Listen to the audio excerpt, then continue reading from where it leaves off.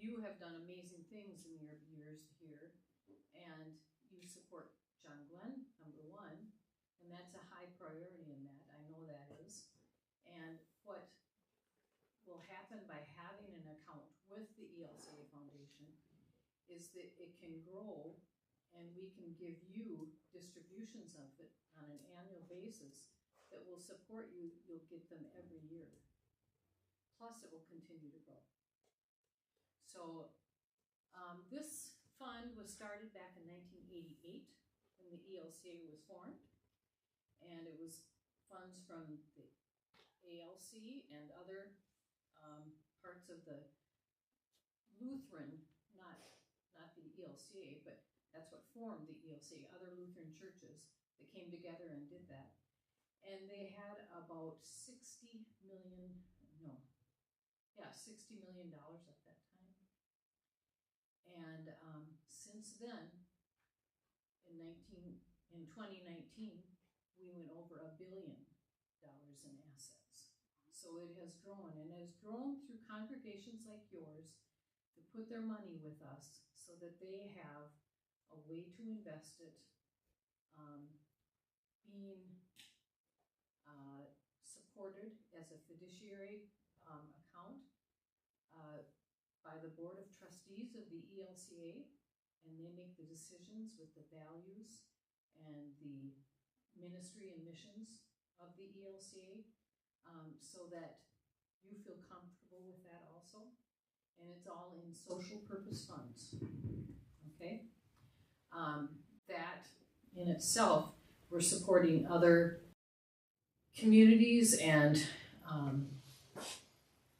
missions and businesses to help them become supportive of all the world, okay?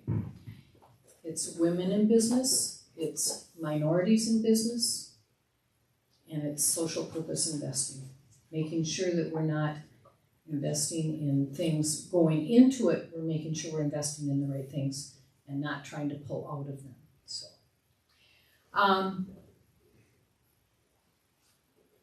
one of the things that we talk about is there are 3 ways that people give to the church. They give through your offering plate, okay? And we do that not as well as we used to, because we couldn't even pass the plate for a while there, could we?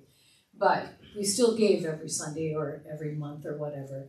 And that usually comes out of our income, okay? And so people pledge that based on their income. Then you have capital appeals. And that is based mostly out of need for the church. You might need a new roof, might need a new parking lot, those kind of things. And most people will give that maybe out of a savings account. And they might make a choice of, instead of going on vacation, I'd like to make sure that the roof is fixed, okay? And they might put their vacation off a little longer and help get that done. And then there's legacy giving. And that's through your estate. And that helps the mission and ministry of your church go on into the future, maybe forever. And so one of the things you want to talk about is, again, the gift that you received that started this. That's the kind of thing that can happen. And when that money gets invested with us, then it is invested again in social purpose funds. And when that happens, it grows. And as it grows, we suggest for you in your endowment to deposit it with us, and then it will grow over the year with how we've invested it. Now, it hasn't been good in the last couple of years. Let's all say that nobody could have avoided what happened in the last year, or not this year, but last year. And so many of the funds dropped, but we've already partially recovered from that. And many accounts have not. So again, that's partly due to because of the trustees' giving them the advice of what they wanted, the purpose and our vision of what we wanted to accomplish with that. We have our funds invested with Portico. That is where your pastor's retirement is. And anybody that's working for the ELCA, their retirement is there. The other funds, like I told you, are from other congregations that make up that fund. There are over 1,000 different accounts of ELCA or ELCA related funds that go into the ministry growth fund. And that includes the synods, the churches, Lutheran social services, you know, the social service, ELCA related accounts and things like that. And all of that is us, ELCA together, church together. And they are regulated again by our values and the goals that we have as an ELCA church, okay? So it's not done, I can't say it's done the most conservative, like a CD or anything like that, but it's invested in things that we know will be a good investment for the ministries to have it grow. Since 1988, we have given a 4% distribution from that account every year. We have never had to lower it. We've never had to not give it. And even this year, we gave 4% out of it. And that meant that you are going to get 4% over the 4 quarters, okay, that you can spend on ministry even if the market's not doing well, okay? Because we set that money aside to make sure that you can support the ministries that you want. John Glenn, the food shelf, the different places. And so it is there. The board of trustees makes that decision each year. You know, many years ago, it was maybe earning, or the distribution was maybe set at 5 or 6%. But as the interest rates came down, we had to bring that down. So we look at that every year, and we can tell you what it's going to be at the end of the year, or at the beginning of the year, after we get the end of the year results. So that's how you can focus on what the future ministry will be for the next year. Okay. Trying to think. It's really, it was set up purely to do this kind of investment for the church. And it's not high risk. We have investment calls quarterly. You can join in on those through the church here. And if you want to listen to how it's invested and what they're doing, what the economy is doing, and so on, and how it might affect it, you can do that so that you're always up to date in that. I've brought the latest results here for you also. And just to let you know, as of the end of March, the annualized return was 5.9 so far for this year. So we're not in the negative. We are in the negative when we go to 1 year, because again, during that last year that had a drop in it, and that's a negative 4.7. But if you go out 3 years, we're 10.4. And 5 years, 4.9. 7 years, 6.3. And so when you hear those annualized returns, then you know that whether or not you got 4% each year, you were never below at the end of the year for the balance in your account, because we were always above that. Okay?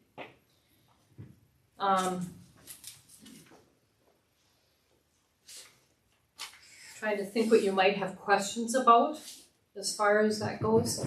Does anybody have any questions right now?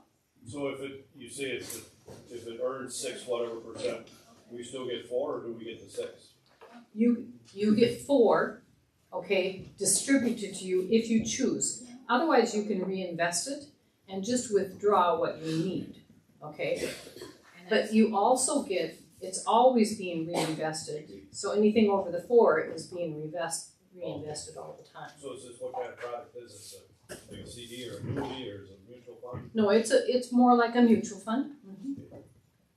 So we have stocks and that sort of thing. It's in equities and bonds, and we also have alternative investments. That's why our account actually did better in the last couple of years. About 5 years ago, we decided we knew that the market had been a bear market for how long, you know? So we knew that we had to kind of caution ourselves with that. So we started going into alternative investments, and that included like cell phone towers, okay, or parking lots, parking spaces, because those kind of funds come into us. We know we're getting that each year, okay? And yes, it's not a lot, but it's a kind of almost a guaranteed, you know, unless something happens to it or whatever. But yes. You publish an annual report of Correct. the investments and An annual Yes, we do. Yep. And the return Yep. on that. That has not that's not here yet. It should be here any day. So, and it will be on the website. You can go on the website. We have lots of information on the website. We just updated that. We do a lot of our website has been done by Stelter, and so you can actually find out a lot of information there too. So to clarify, if we put $100,000 in, and first quarter we're going to get, we could have a 4% annualized investment that just comes to us, a 4% return that comes to us as a check, or we can opt to just not take the investment, put it right back in, and let it grow. So if we get a 4% check and the return for the annualized return is 6.2%, then 2.2 goes back into the account. But the 4 comes to us. But it could all go back in. Right. So we could opt to put everything in, and then at the end of the year, or when we decide how we're going to reinvest, what we're going to put into our ministry fund, we can decide how much we take out. Yes. And we can take The out money any is amount. yours. Yeah. With the ELCA, you can withdraw all of it if you want to switch it or whatever, or you can withdraw just what you wish. And we can do that at any point in time, not quarterly. That's right. It's at any point. It's yours if you decided to withdraw it next month. Yeah, You know. the disbursements are done just by quarter. So the Right. fund builds every The quarter. automatic disbursements. Yeah. And some churches like that because then they have that in a checking account waiting. Others go, no, let's reinvest it and then we'll withdraw it just when we need it, because then it's working for you too. But if we invest $100,000 and the fund goes down, okay, and it has gone down, right? Okay, so let's say you were in it 5 years ago. Okay. No, just now. Yeah. Just now. Let's say we put $100,000 and the fund goes down. So then our balance is going to be less than $100,000, correct? Yep. So, okay. And then if we wanted to get the money out, there wouldn't be our investment. There would be less than our investment. For a short period of time, yes, but this is a long-term investment. This isn't a month-to-month investment. This is a long-term investment, 3 to 5 years at least. Okay. But I mean, on the count, I do the counting on the, so if we have a loss, then we're gonna have to report that as a loss. Cause that fund will not be at 100,000, it'll be at 97,000. Well, you have to report what it is, yeah. Yeah, so then as we're doing this on a monthly basis, do we get a report on a monthly basis or how does that? You work? actually get a report on a quarterly basis, Quarterly basis. but you can go online and look at it on a monthly basis. Okay. So then Okay. we would have to report that loss then on our financials.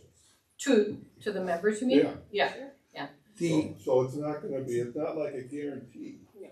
The 4% we're gonna get is gonna be taken out of that fund. No. No. We, I gotta try to understand this. Go ahead. accounting. Can't really hear back here. okay, I'll try, is that better? Is that better? Okay, so, okay, like I said, last year, in the year, it has gone down for the whole year, from March to March, okay? Right. But from January 1 to March, we've actually grown, okay? So we're making up that loss already. You see what I'm saying? Yeah, but I'm just saying that I don't understand this 4%. Okay, so the distribution is based on the balance in your account at the end of last year. So let's say, like I said, let's say you went in 5 years ago, and at the end of last year, we had lost money, okay? But because we do this we pay out the distribution on a 5-year average of what the balance is at the end of the year, okay? And so at the end of last year, it was down quite a bit, but because it's done on a 5-year rolling average, we still had 4% to give out in the distribution last year, But that for this year. That 4% is a reduction of our fund balance. No, because it's a pooled income fund. All the money, it goes into a pooled income, and we set that money aside for that. It does not come out of your account. Your account only gets it back in there if you're reinvesting it, okay? So it comes out of that pooled income. So we're not gonna have a 5-year experience because we're just getting in, so. But you get the experience of everybody else because you're in a pooled income fund. Can you speak to the legacy thing? I mean, we put it in our will or something or other. Would that, how would that work?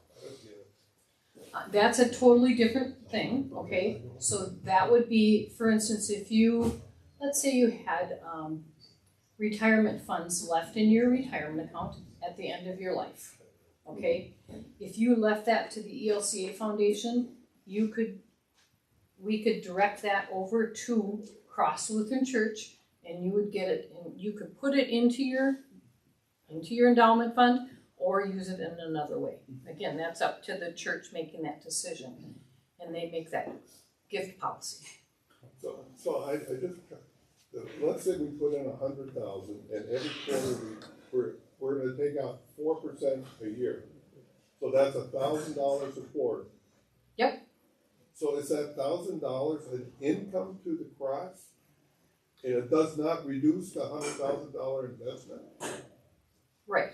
It's a disbursement. Interest earned. So It's interest earned. Explain, So even if the fund is losing money, we're gonna get. It's still earning money. It's losing money, yes. But, okay. You see how I say this in the right words. Okay, it has lost money, but we're going off the balance of last year at the end of the year, okay? And the 5 years previous to that. You're going off the 5-year average as of the end of the year last year. Right. Yep. So when it's really going to affect you is if you have 5 years of losses. If you have Every 5 year. years. If you have 5 years, every year a loss. Then it would stay there, right? So when we did this at not North Branch, but up in Harris, we put almost 200,000 in. And the first year, they gained 18%. Right. And so instead of taking the disbursement and getting it into our checking account, they rolled that 18% right over into their account. So at the end of the first year, they had $200,000 in the account roughly. In the account, and maybe the next year, I don't know. If it earned 18% over that year, okay, then it would have 18% of 100. So what would that be? $18,000. So it would be $218,000. Yep. Okay. Well, yeah, with 18 it'd be 36,000. So it's 230. They went like from 170 to 200. That's 234 right. I'm or sorry. something. Yeah. 100. Okay, so 204. if you had had the disbursement given to you, okay, that would be 4% of it, but still 14% would be reinvested, okay, and you still would have grown by 14. with that other money sitting in an account somewhere else. The money growth doesn't depend on one individual year. It's a 5-year rolling average. Right. Which, so the question is, Well, the have you ever not had a disbursement? That's what I said earlier. It's always been 4% or more, always history. Yep. Even on a bad year where you lose 12%, the average is out to. Even in 2008, when everybody lost money, There was they still still a got a plus. disbursement. But the fund itself, our 100,000, if Your it fund, lost your money, account can go down. then it would go down. Yep. So if it lost 12%, we had 100,000, and there was a 12%, we would have 88. Yep. Yep. But we'd still get $1,000 from somewhere that would Each be quarter. income to us. Each quarter. Is it based on the current balance or on the 100,000 that we put in originally? No, it's based on the balance of what your account was at the end of last year. So are we gonna It's get like a a disbursement quarterly since we're just well, you said we were, because it's pooled. Well, you weren't in there. Right. Okay. Had you been in there, you would be getting a quarterly disbursement, a choice of a quarterly disbursement this year. So So how long do we this have to be year, in there to yeah. get that disbursement? A year? You'll be in it after you've been in it 1 quarter. 1 quarter. First disbursement comes after 1 quarter.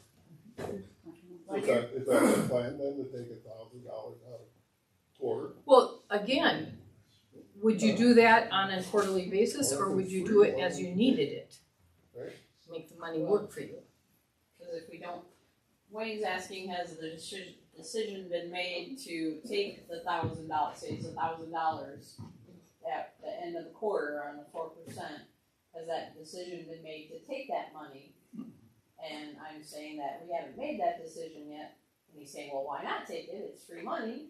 Well, but if we don't need it for John Glenn at that point in time, then we would reinvest. Let it stay and build. What you're saying is, put it over here and don't touch it, is that what you're saying? Well, I don't know, I'm trying to figure out the accounting for it, you know. Becky, when you're saying we put the money aside, I think that's The what ELCA actually has 4% of its fund in cash, so we're sure that you can get that disbursement. The So ELCA's Why funds. wouldn't you take it? But why would you take it if you didn't need it? You'd let it reinvest. So then you're gonna keep track of that reinvestment so that when you want The statement keeps track of that for you, you don't have to keep track of that. That all comes out on the statement. It'll tell you I how don't- much. Income every quarter, is that correct? We would record that as income. Mhm. Is that right? That's fund income, under the fund. It's in the fund. Just, But then if the fund went down, then we're gonna report a loss, is that? Mhm. Is there any fees, investment fees? That's what I was gonna ask, the fees. The fee right now is 1.09, okay? So how does that get paid? That gets paid on a monthly basis, 1/12% each month comes out. Comes out of the account? And that's in the statement. Again, this is all in a statement, all you're reporting is the balance of the So statement. is that in operations then? No, Well, we You're- have to you're- report an expense, right? Yeah, We're paying 1.09% of, but that's within the fund. right, but it's still an expense, right? But it's within the context of the fund, it's not gonna be separated. Yeah, it's not gonna be separated out and charged to cross, it's in that fund. just deducted from the earnings of the fund, or added to the losses of the fund. It's just like you have Well, a but I mean, we have to account for the expense. Do you do that with the bank? Separately? You pull up those separately for the bank? Then couldn't you do it the same way you do the bank? This is just like, it's investing like we're in the bank, but we're getting an opportunity 10 times or 100 times Well, the it's an return. expense, you're gonna have to report it as Yeah. an expense. It's gonna be an expense on the, it's an I don't budget expense. I honestly don't think most churches do that broken down to that degree, because you are investing in a fund. And the fund, you'll get the fund balance every month, okay? It includes 1.09% as a fee, okay? And that's over a whole year. You're only gonna have 1/12 of that. I understand that. It's Okay. still $1,000 over a year. Right. Okay. So that's an expense when I look at it. Okay. I think it'll be clearer as you get the statement. And I can maybe send you a sample statement. Is that what you have? Do you have a sample statement? This is not a statement, this is this is what we call our monthly report, okay? And I didn't bring this many, I really wasn't expecting all these people, but, maybe toss one away. Does the pooled income that you put aside, does that decrease our $1,000 or $100,000 income or investment into? Well, I asked you when you said you put the money aside. that's just set aside, when you look at the pie chart, right, or that is, the total amount is there, and then you know that there's going to be 1.09 fee. Sorry, I'm not talking into this. 1.09 fee. And it also says, okay, if you're looking at this, if you're going across, the Ministry Growth Fund did 5.9%.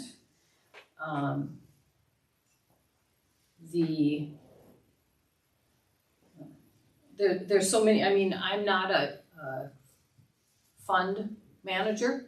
They're the ones that understand all this much clearer.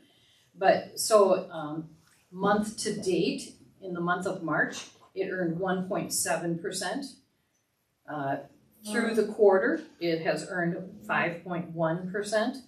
And this is all gross of fees. Or, I mean, not net of fees, That's not gross. net of fees. Net of fees. So the fees have already been taken out. So when you get the balance, it's net, those fees. So, for instance, just a hypothetical, if we put $100,000 and this holds, this 5.1, let's just say 5%. Yep. At the end of the quarter, we get a 5%, we get a disbursement, or it rolls right over into our fund. It all stays right in the fund. But it moves unless over you into our request account. a disbursement. Yeah, so it goes into our account. So our account at the end of the quarter, It's going to grow. it's going to grow by a quarter of 5%. It's actually going to grow on a monthly basis. It's going to grow on a monthly basis. Every month, based on, if it's 5% annualized growth, we get 1%, and then all of a sudden it's 101, and then it's 104, then it's 100, whatever. Well, whatever it works Yeah, out what to be. I'm saying, just hypothetical. Yeah. But it's an annualized percentage. So when you look at your statement from the bank gives you a balance each month, okay? And they might charge you a fee, but they don't do it net. They don't give you a balance net of fees. We give you a balance net of fees. Does that make more sense? Well, I mean, there's still fees. There's still fees. That's what I'm. But they're very minor fees, very honestly. If you do apples to apples with the same type of an investment, very low in fees. Because we're not doing it to make money on it. We're doing it to help the churches have their own funds. And there's a staff that has to be paid. Pardon? There's a staff that has Oh yeah, administration, and then there's also the fees of the investors, and the managers that are there, because we're working with $1 billion of ours, they're the best managers we can have. They want to work for us. And Portico has almost $8 billion in management. So those managers are working for us also. And all that is net of fees.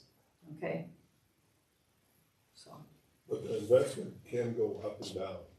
it can, but Okay, just so we all understand that. Yep. that well, like I if said, we had a bad year, like that 2008, $100,000 it went down. could be worth 85. Okay, then that $15,000 is a loss to operations. But Even it's though not a loss. It's an unrealized loss. I was going to say unrealized loss. So It's that not a has loss to till you be take it out. reported, okay, I just gotta understand this, Yep. okay, that has to be. And it actually, okay, it doesn't get reported unless you've withdrawn from it, because No, it's not a loss. unrealized- Yes, you have to report unrealized and realized gains and losses. Okay, It's on your statement. yeah, and therefore it's on our investment now is not 100,000, it's 85,000. Yes, Even though it's an unrealized loss and it's not an adjustment to cash, it's still a loss. Okay, just so we all understand that. Yeah. That's gonna appear on the financials, okay, but then let's go back, and it'll appear as an unrealized loss. right, but let's go back a few years and say, okay, it's been growing since 2010, okay? It's been growing And pretty it could be steady. an unrealized gain. Right. Right, Just so we all That's right. understand that. and so when he talked about the 18% gain, and even though if you had taken a 4% distribution on that, it still would have been a 14% gain, unrealized, like you said, but it's net of fees. But I think that's important that we all understand. That's the way the financials are gonna report it, and it could be on the positive, Yep. could be on the negative. Yep. But we Yep. have to understand it's unrealized. Yep, that's right. I think, and this is new territory for us. It is, yeah. We've never invested, we've never had money to invest. Mhm. And,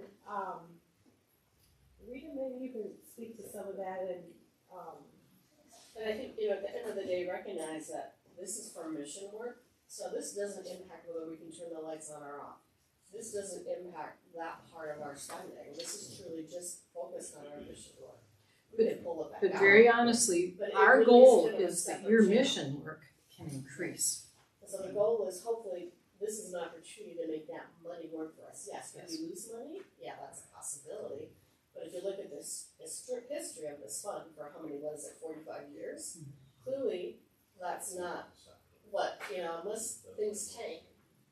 It's the never whole gone world would below have to tank 4%. for us to really lose money over the long run of this. So yes, do we lose money on this? Absolutely. It's an investment risk, there's no question of that. But the odds are incredibly small. And again, it doesn't matter, it's not gonna impact whether we turn the lights off, or we pay pastor, or we do something different. It impacts our ability to do our mission work. And if we get 4% a year, we back into that $4,000 is a month and a half worth of food in the community we work at. And just by this money sitting in this fund, that's $4,000 we don't have to find somewhere else to do our work at John Fund. So the concept behind this is we have this money, it's not gonna affect our ability to run the church. Let's take advantage of it, make that money work, use it for our mission work. And yes, could it be a downside? Absolutely. But if you look at the historic odds over 45 years, it's probably not gonna happen. And I'd add on, if it does perform like historically it has performed, then it continues to grow, and we will still possibly get the kind of donations we've been getting to run John Glenn, for instance. Only those donations, a portion might have to go to fund the regular year programming, but there'll be a $4,000 or $5,000, $6,000 portion that goes into the fund to grow. And as that grows, we're not looking maybe in 5 years at still $100,000 getting 6.04% in a bank. We might be looking at $150,000 or $180,000 that is also managed to fund. And the bigger it grows, then the more of a possibility it becomes an enticing investment opportunities for legacy giving, for other people in our church, for other people outside of church, for congregational and community partners to say, I love what's going on at John Glenn. And the other work we do, I could see giving $10,000 or whatever.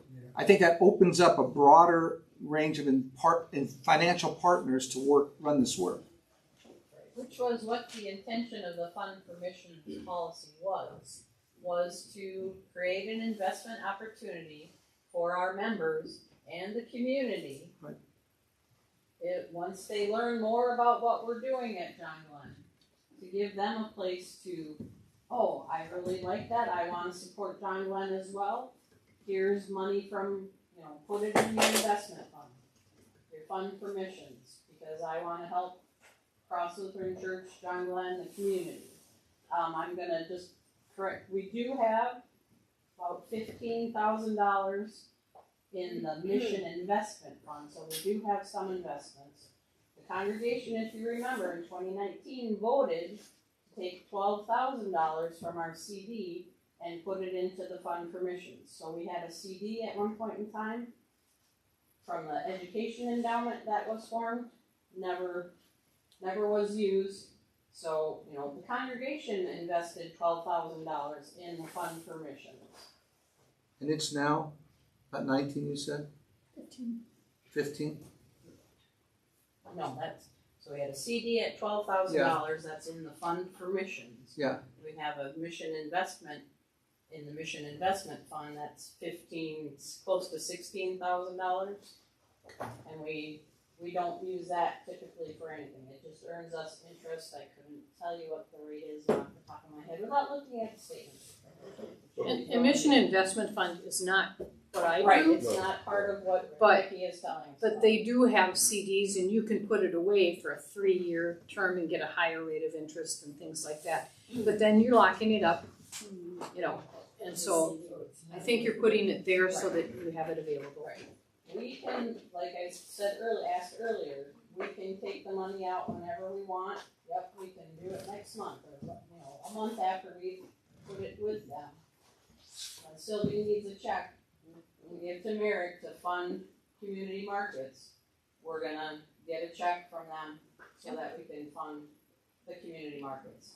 It was not to say the boiler balloon, we needed $40,000 to borrow, we could take this money. That's right. Well, yeah, that is, we wouldn't do that, cause that would be under capital improvements, but In theory, In theory, the policy says, John Glenn, it's whatever outreaches that we do, and keep the lights on, pay for the boiler. Okay, so we can use the fund for mission funds if we have no other options to keep the lights on. Okay, but it has to be the very last, whatever the word is I'm looking for, last effort. And even in that respect, I think sometimes the fund is used as your legacy in the community, and it can pay out to help whatever you want to do in perpetuity at some point too. So. I think it's right, you're right to say there is a risk here. Oh, yeah, there is. Yeah, it's not free money dropping out of the sky every quarter. So we have to understand that part. It's invested. Mm-hmm. Yeah. It's an investment. Is the 4% guaranteed every year? If we have voted on it and said it should be a 4% like we did in November, and now this year, all of the accounts that are in the mission and ministry growth fund are receiving or either reinvesting it, but there was a 4% dividend given. Yes, or not dividend, distribution. Minimum 4%. So depending on the growth of the fund. always voted on by the trustees? Yep, they vote on it in November every year. But what they vote on is the minimal cap. No. Nope. No. This is the money I'm telling you we have set aside in a savings account or a liquid savings in the ministry growth fund. And it's for the whole ministry growth fund, okay? It's set aside for every church. And what we do with that is they decide to either reinvest it or whatever. And if you want it distributed, that's where the money comes from. It goes from there to you. and it doesn't affect the balance of our investment. No. Unless we add it to our Yes. investment. Then it adds 4,000. I just know then that's income to our church, okay? Then we have to decide how that's gonna be reported. Anyway, this should be more informational meeting, because of the sole discretion of the committee, the investment fund committee can make this happen. Correct. We don't need a congregational vote. That is It true. sure would be. But they want you to agree. Right, that's fine to have an informational meeting, but The policy does state that the congregation does not need to vote on the investment, is what Wayne is indicating. I'm not so sure that is still the case under the new constitution.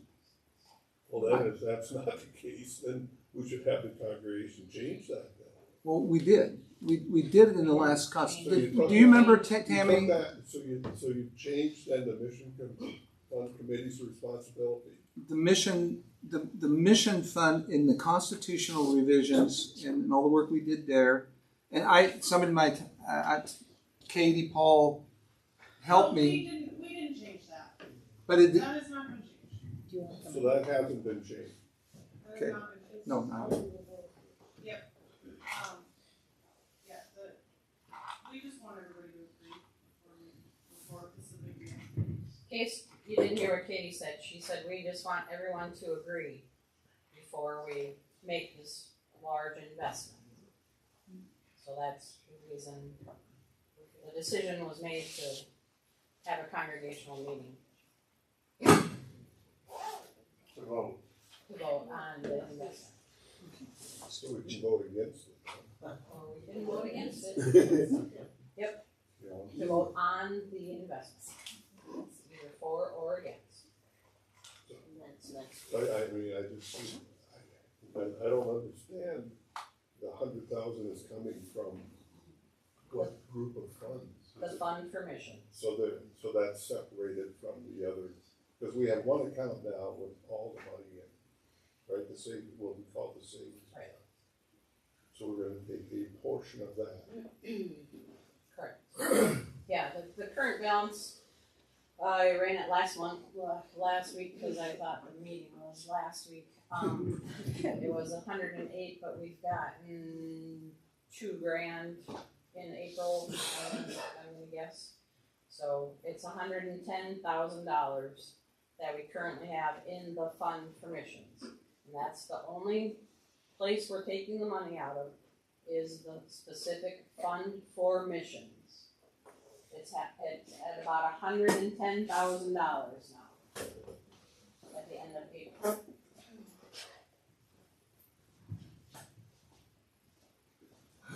And if you need it, if you need the funds from that next month, you can withdraw it. It's purely a withdrawal coming out of the account like it would be out of any savings account.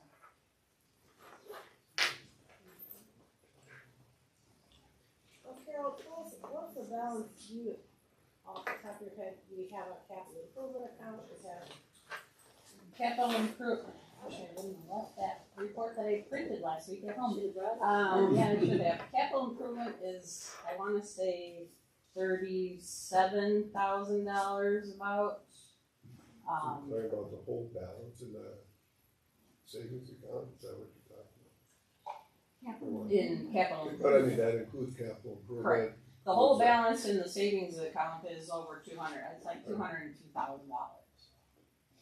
But that's capital improvement, that's that, which I have neglected to remember to include in my financial reports, includes our surplus amounts from 21 and 22 that we are moving from savings into the checking account to cover our expenses for each month. We're moving $3,000 right now out of savings every month into the checking account. The checking account still has $80,000, but 15 of that does belong in savings. We funded the checking account one year when we weren't getting enough money with $15,000, and that's owed back to the savings account. What else is in there? Capital improvement, undesignated memorial funds. There's an education memorial that's got $1,000 in it. There's a sound system memorial that's got $21,000, maybe $22,000 in it. Those are all in our dedicated accounts, so we can only use those. There's $7,800 in the air conditioning memorial. There's $3,500 in the portico memorial. All of those are dedicated for those specific uses. We can't touch them for anything else unless we decide as a congregation to do so, and we get approval from the people that gave to those funds to use them for something else. And that's kind of what the board is looking forward. I call it unweave the weave, because we have quite a few funds that are dedicated for this, that, or the other thing, that it doesn't look like we're ever going to spend on those projects. So we are looking at, Carol is a meticulous record keeper, and we are looking at who gave that money and for what purpose, and if that purpose no longer exists, we're talking to people to see, what do you want to do? Do you want this money to sit on this line item that's probably not going to get spent, or should we put it somewhere else? And that's a project in itself that the board is looking at throughout this year. So I remember when they did the construction over here on 694 and they unweaved the weave, we're kind of trying to do that a little bit. For example, I think the biggest one that's probably never going to happen is this portico idea we had out here at one time outside the school building. And so what should we do then with that money that was designated for that? And Tammy, that is what most churches are going through right now. Okay. Because for many years, people would give a gift to the church, and then the bookkeeper or the finance person would have to keep different ledgers on all these different funds, okay? And they did that.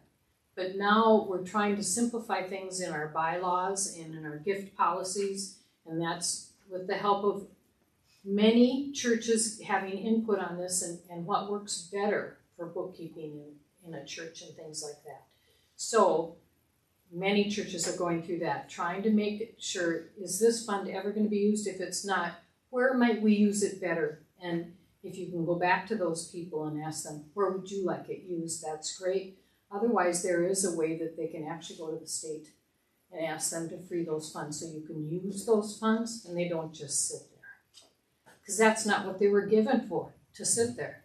They were given to be used to help your church or the ministries of your church. So Wayne, you were a part of this, making the mission fund, and that was sort of some of the thinking behind that, correct?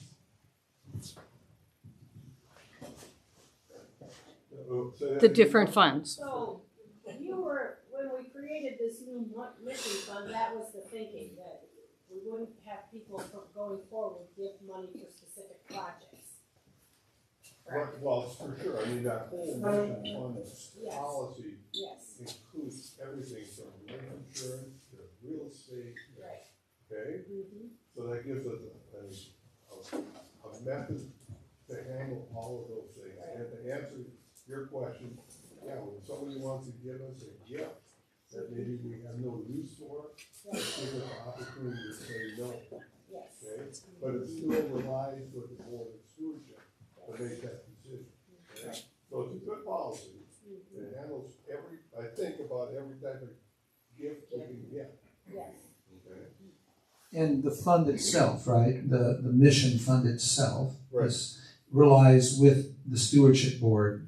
Correct. It's theirs, even though there's a separate document that defines it at this Well, point. there's supposed to be a mission fund committee Right. that has the authority to take this $100,000 and just invest it. The congregation has said yes. Right. Before you doing that, now you're coming back and saying, do you want some discussion on this? And I think one of the questions does this mission fund committee exist outside of the constitution of the church? And it doesn't show up in the constitution of the church. So in a way, that fund committee exists outside. But the constitution committee does have the power and the responsibility to plan and administer the church's mission program, which this fund is a part of. That's ultimately their responsibility. Even if there's an independent committee that works on it and makes decisions on how to administer the money, ultimately under the Constitution. And I think that's one of the things we looked at in Constitution is, are there things that exist outside the constitutional purview of the congregation that need to be clarified? So what I think about that, just being here in this Constitution finish clarifying that. You know, the mission fund, it kind of exists on its own, outside of the Constitution, but the mission fund, Wayne's right, it's a fantastic gift policy, and it's serving us very well in that department. You know, we were able to say no to a gift that, you know, we had a member pass away. There were two gifts. There was a monetary gift and a family heir. We didn't want any part of the family heirlooms. We were able to say no. Right. The problem with that document that we have found is that we're all stretched pretty thin. And having a separate committee is something that the PBC is like, we don't know that we ourselves have the bandwidth for that. So it's something we gotta look at. I don't know, because has that committee existed? One time. Yeah, and everybody that's technically on it right now is on the Board of Stewardship. So I think in many ways it's just a matter of clarifying the process. Right. So when these questions come up, where does the ultimate decision making lie? Well, of course, with the Constitution, when it's brought to constitutional vote, but then with individual boards, the way our Constitution is set up, each individual board has ultimate responsibility to make decisions as being elected or appointed, as it would be at times, members representing the Constitution. And so I think one of the things is getting clarity about how this fund group, where do they have ultimate authority, yet have no constitutional oversight? No, the Fund for Missions Committee reports to the Board of Stewardship. Right. Okay, so they do, if there was a committee made up for the Fund for Missions, it reports to the Board of Stewardship. The Board of Stewardship, for the Constitution, has the authority for all things financial. The Fund for Mission policy states that the Fund Committee can make decisions on investments. The congregation has I have to look at Becky's copy that she's got over there, because I don't remember exactly what it says, but it does say we don't need to vote on investments. That the investment committee, or the Fund for Missions Committee, has the authority to make investments. But that's implied authority and applied authority only, because in the Constitution, the committee is not mentioned. Well, the congregation voted to accept it, so. Well, I know, but within the context of the Constitution, it doesn't. And that's our defining. Committees have never been included in the Constitution. And that's part of the procedural issue at hand, about process and procedure. Do we have more questions for Becky? No. Yeah. I think I'm done. I would just say, as a member of the congregation, I have confidence in the committee to make this investment decision. Okay? I would have that confidence. I wouldn't ask questions or question it. But now if you open it up, I might have some questions and might have some other suggestions. So. But Wayne, it's hard-earned money that people have put in, and we want to be transparent. Right. I get what you're saying. We want to be transparent. We don't want somebody saying, what? What is this that you're doing? There's risk. So we want to open this up so that people understand what's happening financially. And that's what this meeting is. It's information. It's good, and I'm glad we're having it. But I still say, I would have confidence in the committee to make this investment decision. Okay? And I think one of the things you need to kind of look at is how has it been invested in the past? How much growth did it have an opportunity to have? And what have you missed out on, possibly? Not that that's a bad thing. It's not a bad thing, but that's why we're looking at it, right? Is that you need opportunity for growth and for it to work for you. To speak to that, it's in the savings account. So it's only earning interest. And it's not, I mean, we just record the interest on that whole $200,000 that we have in the savings account. We don't say, okay, the investment, the Fund for Missions has $110,000, so it gets 12 cents out of the, I mean, it's been $75 a month or so on the savings account. So, you know, it doesn't get $25 of that, so I get 5. Pennies on the dollar. Yeah. And it has an opportunity to get a lot more than that. So the directive of the fund, is there just one choice? It's one fund, or? It is just one choice because it's made by the ELCA. The board of trustees makes that, and they have an investment committee, so you don't have to. That's really the purpose of it. We're taking that on, and you know, we're trying to pass that along to you.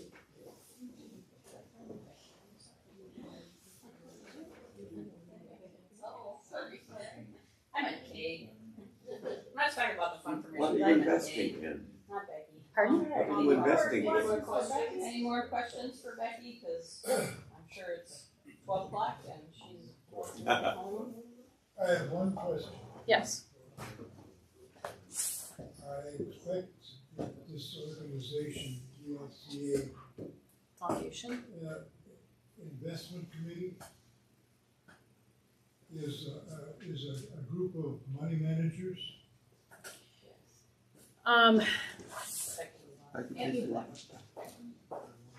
You're asking. It's on. Is it on mute? Red? It's green. It's green. You're asking, are they money managers? Now, are they just executives, or are they actual money managers? They have the experience of money managers, but they give their experience and what their goals and vision is for this to the money managers at Portico, and they meet that. Yes. The actual money managers then at Portico. Yes. Which is still in the ELCA. Can we have some information on these money managers? Because I've dealt with some that are horrible, No, some but that are excellent. And I want to know what their track record is. okay, I can give you more information on that. You don't have they're hired by Portico. We have chose to invest it with Portico, so we don't do that hiring. You don't vet them. No. Portico is in vetting them. They work for them. How do we get that information? Except, well, I know I can't do the ground investigation on that through various sources, but I don't want to if it's already available in some form. But it's overseen by the board of trustees, okay, and the investment committee also. So we're looking at that on a monthly, quarterly basis, and we're watching that. And then we're going back to Portico, and they're talking about, are you meeting our goals? Are you seeing our vision? If you're not, then this is what we'd like done, and that's what they follow. I just would have liked to have seen their track record. Well, the funds have a track record. Yeah. I mean, the funds have grown over the years. She's explained that. It So grew that's from a sign. 60 million to $1 billion since 1988. So I don't know what else we can show you in that. You can go on our website and you can look at, the our policies, the ELCA policies. It's right there. For investing and so on, and you can come on the investor call with us and ask questions, but we don't hire the managers. Portico hires the managers. That answers my question. Yeah. And your website is ecla.org/endowment investing, right? Yep. Okay. Just want to make sure I got that right. And I have monthly charts here as of March, end of March. And I have a brochure here explaining what the ELCA fund does and how it works. And I don't think you'll have any questions. So. Thank you. Thank you very much.